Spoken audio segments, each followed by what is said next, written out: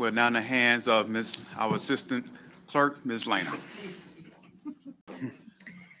This is the pre-meeting of the Mobile City Council, Tuesday, May 2nd.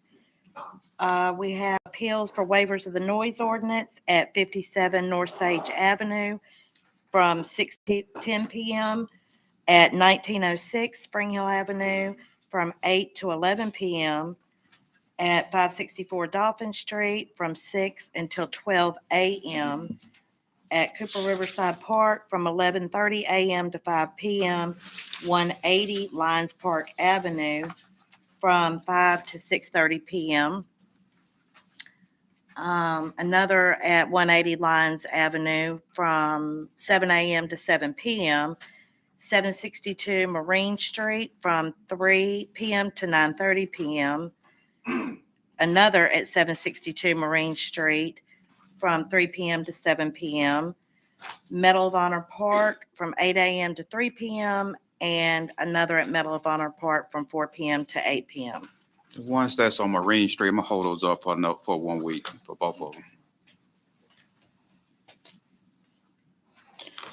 Okay, then we have public hearings to declare the structures at 356 Burton Avenue, 611 McDonough Street, 1056 Gent Street, 1950 Sabbath Street, and 1703 Wexford Street, public nuisances, and order them demolished.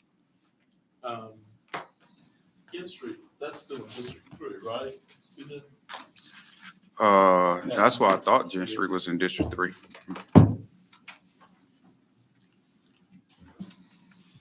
Okay, presentation of petitions and other communications to the council. David Clark will provide a preview of the 2023 tourism roadmap. Kent Blackington with the Mobile Area Lodging Corporation will present the 2022 Tourism Improvement District Annual Report. LaKenda Jones will discuss community safety, no-knock warrants, and C4 devices being used during search warrants. Nettie Pendleton will discuss the property at 306 Brainwood Avenue and police protection from neighbors destroying shrubs. Michael Woodard will discuss the city's growth by surrounding community annexations regardless of race. Ben Harris will discuss annexation, the importance of preserving the current Black voting age population majority at the current percentages, preserving the 4 Black voting age majority city council districts, with District 7 preserved at 53% Black voting age population.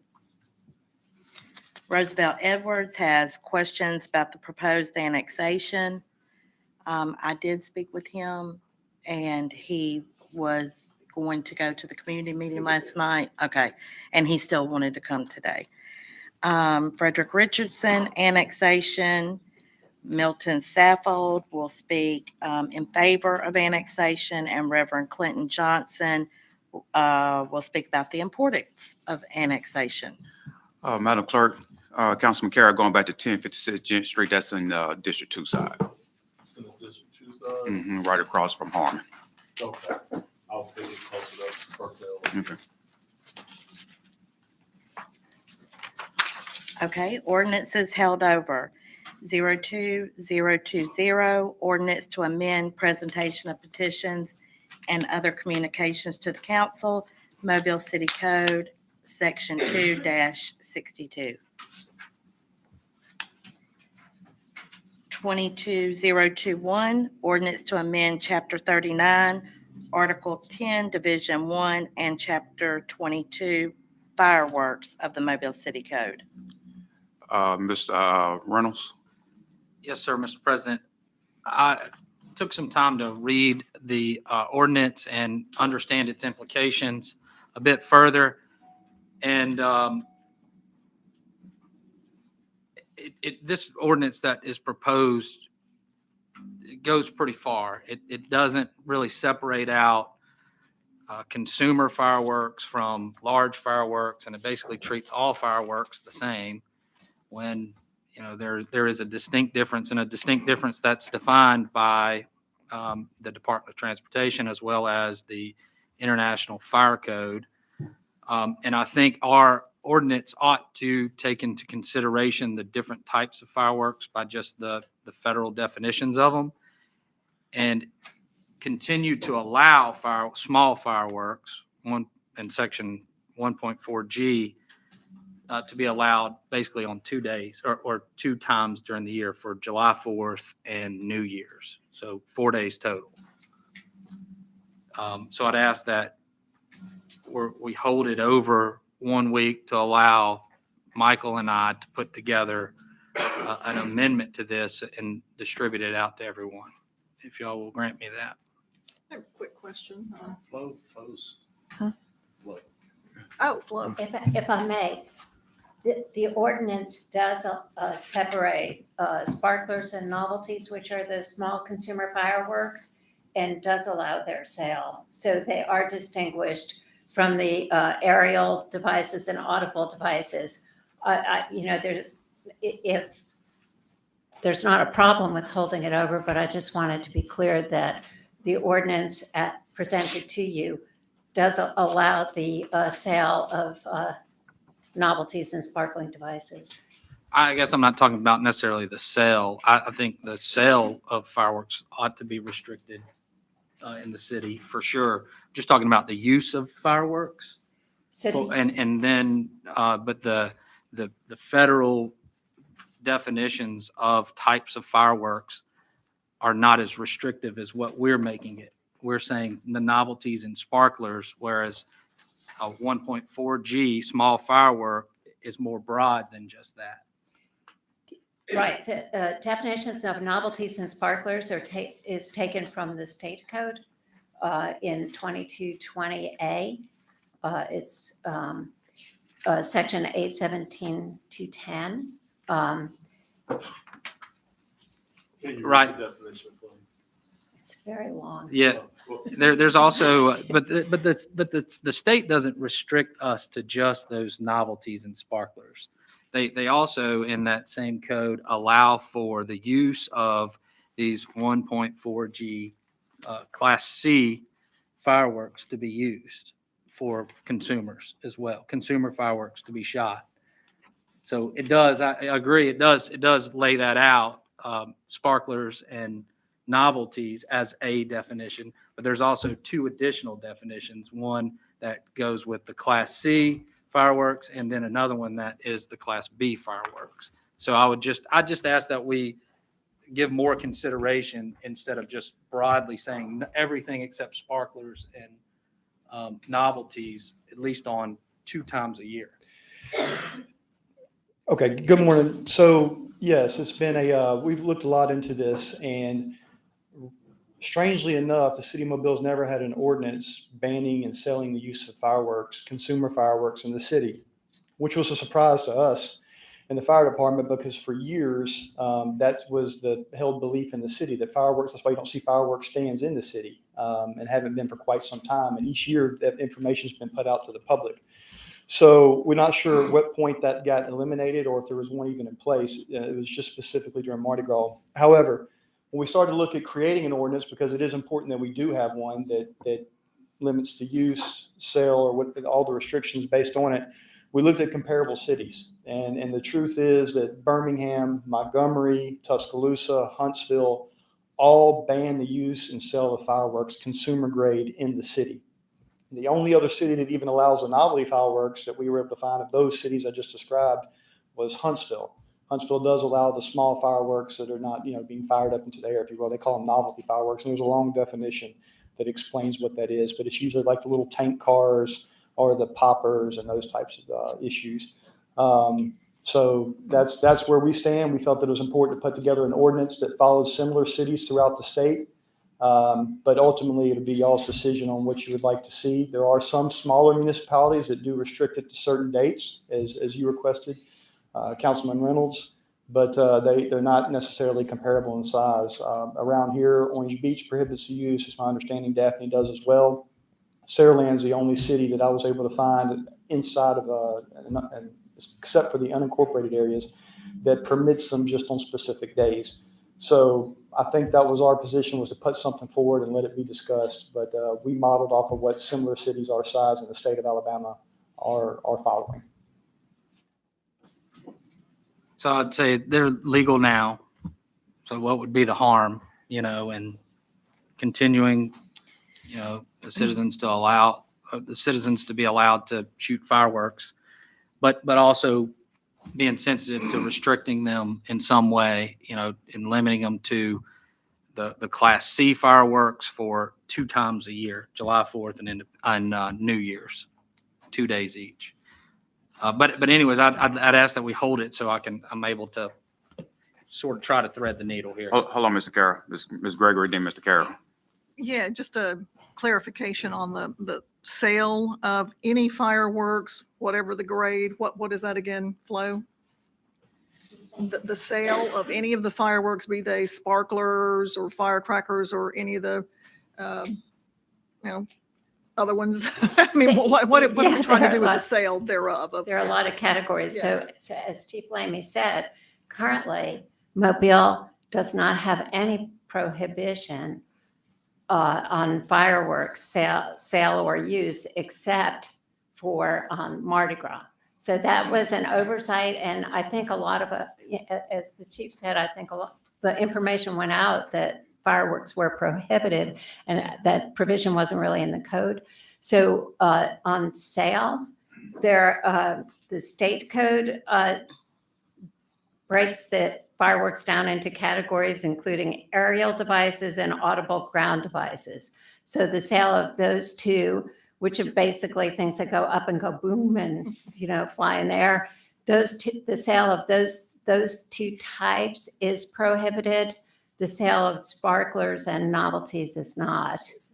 And then there's a permitting process for use of fireworks if they're legally obtained otherwise. That's under the Fire Prevention Code, and that's enforced by the fire department, and that's continued.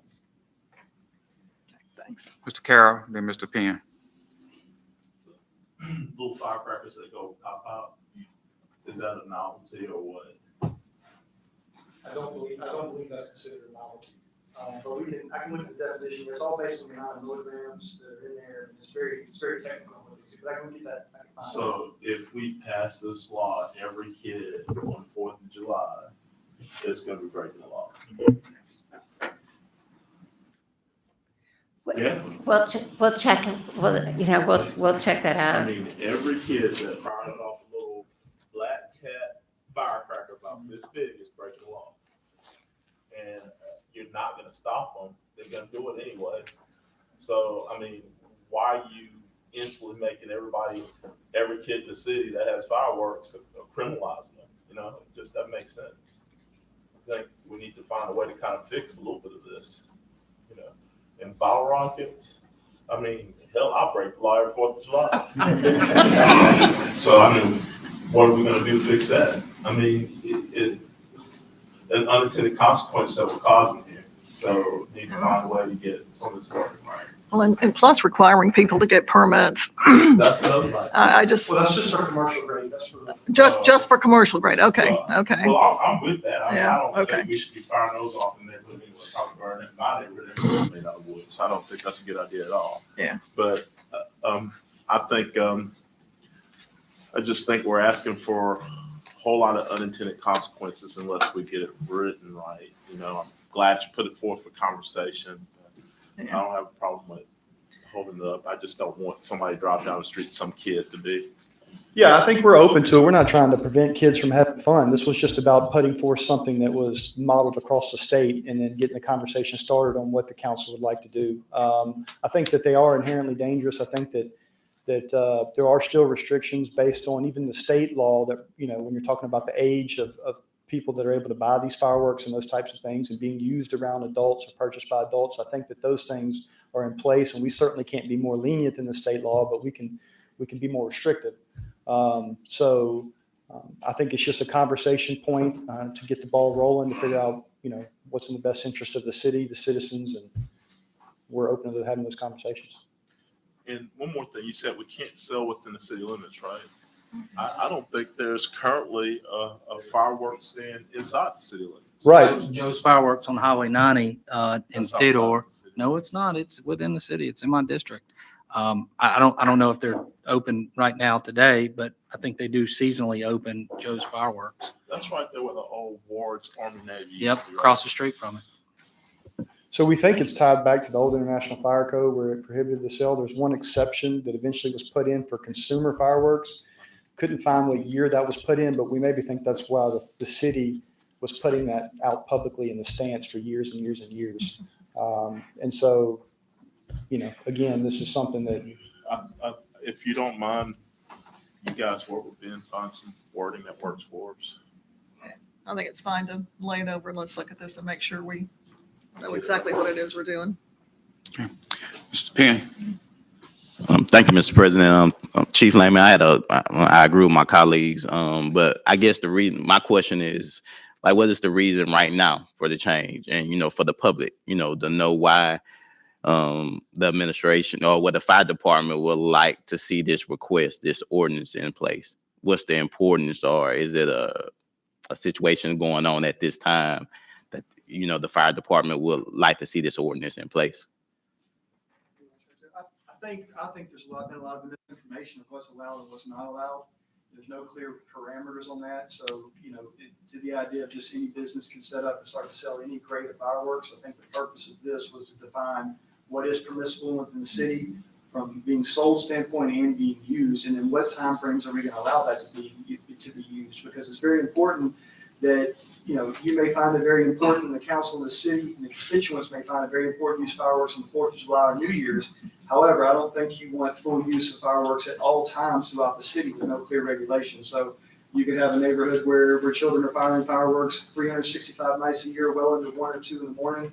And that can be problematic too. So I think the purpose of it is to clearly define what is acceptable and what do we feel meets the needs of the celebrations that we feel are important, but also clearly defining when those time periods are. Boy, if my childhood friend Ted House could hear us talking right now. Mr. Reynolds? 2 weeks or 3 weeks? It's on you. I think we could have something drafted up today, this afternoon. So just 1 week would be, as long as that's okay with y'all. I mean, I think we can get it all done in a few days. You gotta deal with the fire department. yeah, the fire department too. Okay. Let's go 2 weeks. Then. 2 weeks. All right, 2 weeks. Mr. Days, I'm sorry. Thank you, Mr. President. Just a couple of things. I have no objection to holding it over. But a couple of other things. One is that I think we need to be careful before we depart from what is the common wisdom of our sister cities in Tuscaloosa, Montgomery, Huntsville, and Birmingham. They've got to have good reasons for the legislation they have in place, and I think we need to think hard and long before we depart from what they all feel is appropriate. The second thing is, just because something might be difficult to enforce is not a reason not to do it. There's a certain amount of moral suasion attached to making something illegal. If you don't make it illegal, then the sense is that it's permitted, that the city permits it. If you make it illegal, you're always going to have some people that are going to ignore the law, but there are some people, and I would say the majority of the people, are going to adhere to what is legal and what's not legal, regardless of the level of enforcement. So I think there's some effect to making something illegal, even though it might be difficult to enforce. Thank you, Mr. President. All right. Yes, ma'am. 64022, rezone property located at 4701 Halls Mill Road from R1 to I1. Okay. 01023, ordinance to amend Chapter 44, Article 4 of the Mobile City Code entitled Historic Preservation. Mr. Carroll. We lay this over 1 more week, give you time to go out to the community this Thursday. Okay. 6 o'clock at All Saints. All right. We'll also, the Rules Committee will meet today just to go over these changes. Hold on a second. Bruce, can you be in attendance for the Rules Committee? No, I will not. Okay. Christine, will you be here for the Rules Committee? Okay. Ricardo and Flo? Flo. Consent resolutions held over. 40225 and 226 are declaring the structures at 1210 Alba Street and 919 Nellie Street public nuisances and ordering them demolished. 40227 is declaring the structure at 5937 West Haven Drive South a public nuisance and order it demolished. 40347, 378, and 380 are declaring the structures at 4019 Tulsa Drive, 650 St. Michael Street, and 4400 Government Boulevard public nuisances and ordering them demolished. 4378, I'm going to ask another 30 days. They still haven't been able to get through the CRC. I think they finally got the application for demolition correct. Was it yesterday or the day before yesterday? They've had it. Well, I was informed that they didn't get it correct until yesterday or the day before. I never got a response back, but I just sent it to the care of Miss Denton. Who? Donnie? Yes. Yeah, it should have gone to Creole, the lawyer. That's why it got off track, but that's not your fault. They're trying to get it torn down. They've got a contractor hired and everything. I know we've got some time in there to give it to them to get it down themselves, right? That's correct. We were here about 4 weeks ago, so we have an additional 30 days if that's where council would like to go. But I do want to remind council, this particular house is in the process of collapsing in the rear. And it really should be declared, in my opinion, as soon as possible. Yeah. Or the owner demolish it. I told the owners that yesterday, and I told the local representative here yesterday, Walter K. Little, Dr. Little, who is one of the 7 heirs. He's very aware of it, and they're trying to move as quickly as they can. And Mr. Chairman, Yes. if I could go through these, I've got Yes. some updates on each one of them. Yeah. Okay. The first one, the 1210 Alba Street, if we could table this permanently. The owner has stepped up and they're beginning repair operations now. So tabling permanently is what I would recommend. 919 Nellie Street. Regretfully, we have no action and municipal enforcement would like to go forward with the declaration of this structure. The 5937 West Haven, we do recommend tabling this. The owner has stepped up and they're repairing the structure. The next one, 4019 Tulsa Drive, we would like to table this one. And then also the next one, we just talked about 650 St. Michael Street, additional 30 days, I believe Mr. Carroll's looking at. And then at 4400 Government Street, this is the one that we were here about 30 days ago. It's a commercial business. It has burned and the second story is collapsing within the building. And we do recommend to declare this. Okay.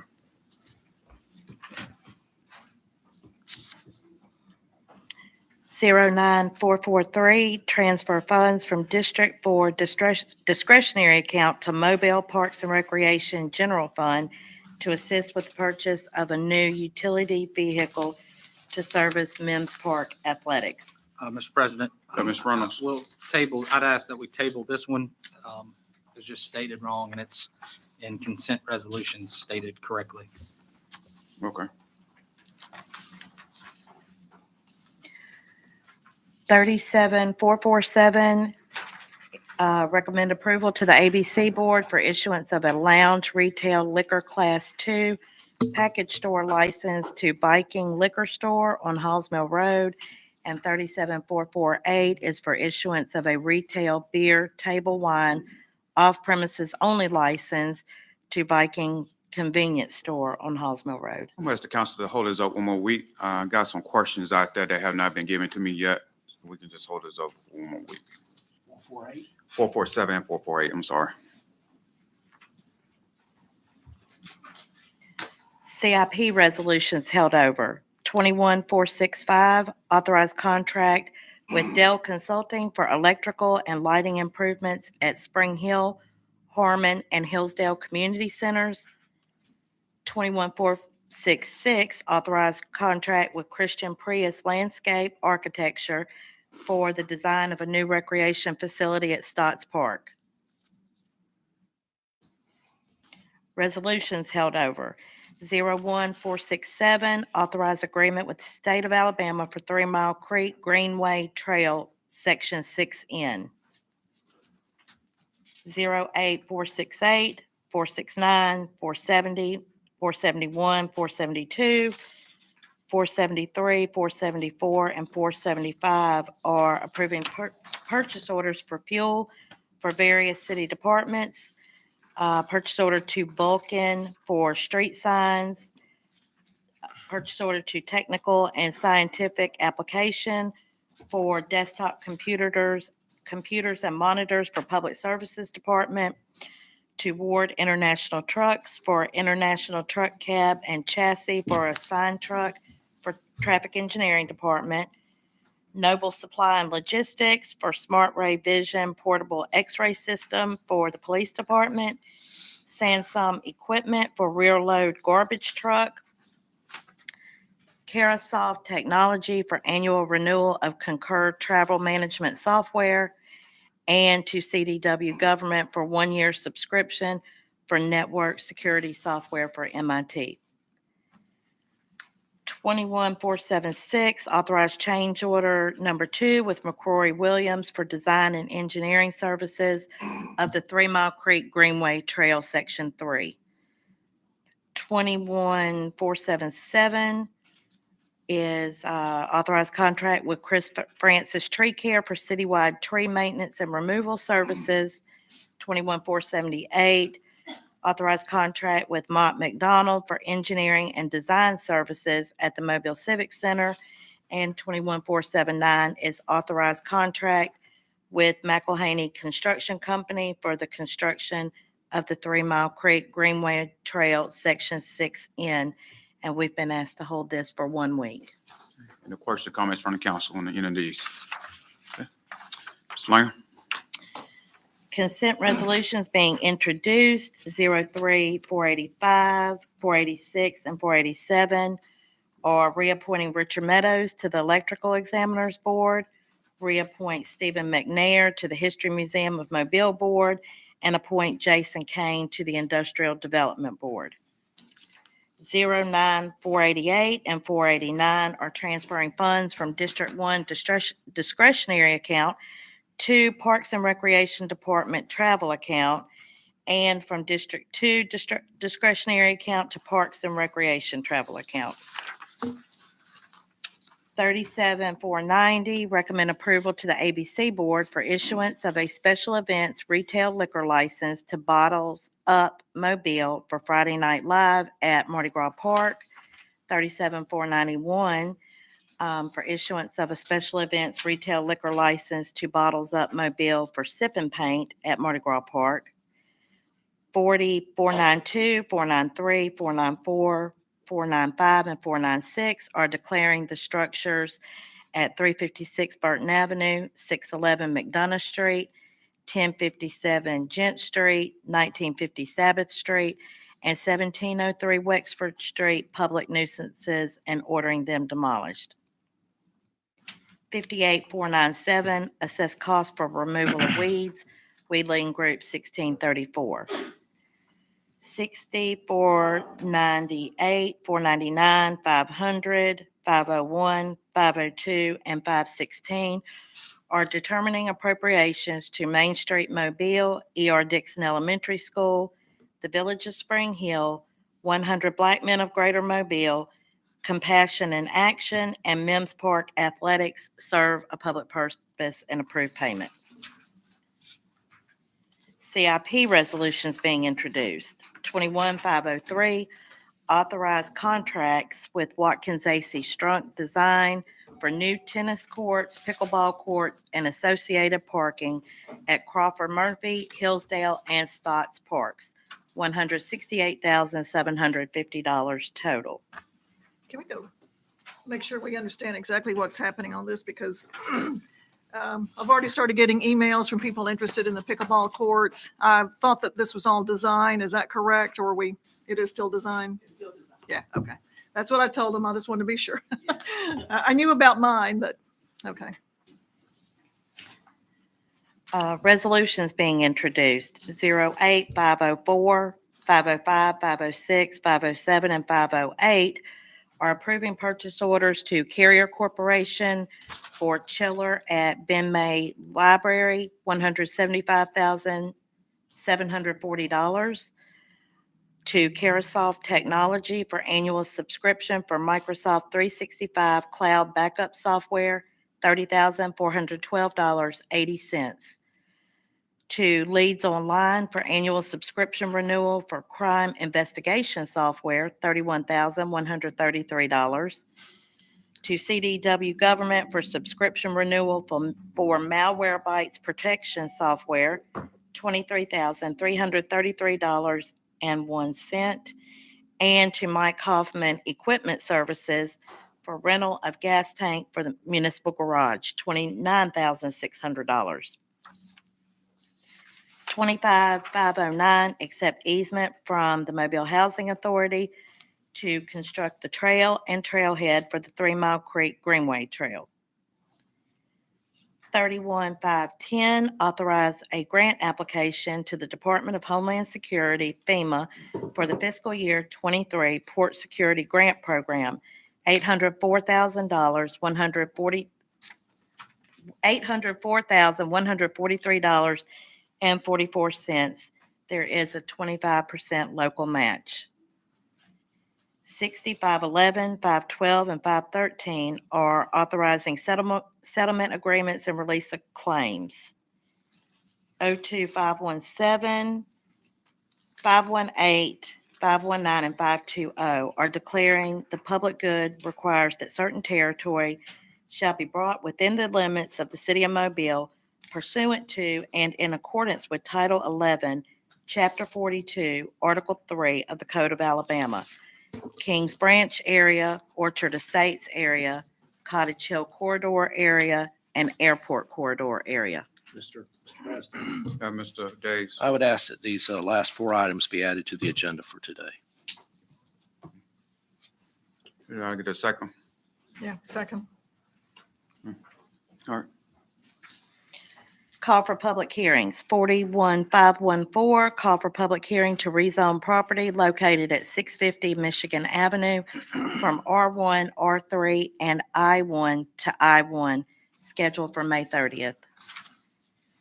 41515, call for public hearing to consider approval of a certificate of public convenience and necessity to Africatown Freedom Tours to operate a bus service, scheduled for May 16th. Announcements, council. Mr. President, Mr. Days. yesterday, May 1st, 2023, was the long-awaited beginning of the South McGregor Avenue widening project. We closed the road at 9:00 a.m. I was there with the police and the contractor and the engineering folks. And the decision had been made, which I think was smart, to close it after the morning rush hour at 9:00. And as far as I can tell, it went just fine. I walked back down there at 4:00 and at the beginning of the afternoon rush hour, and things were going fine also.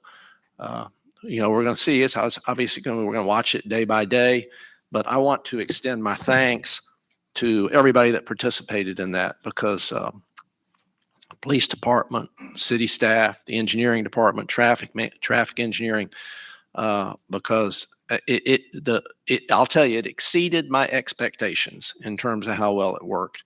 And thank you all very much. Anything else from the council? Anything from administration? No, sir. Okay. If not, we see each other at 10:30.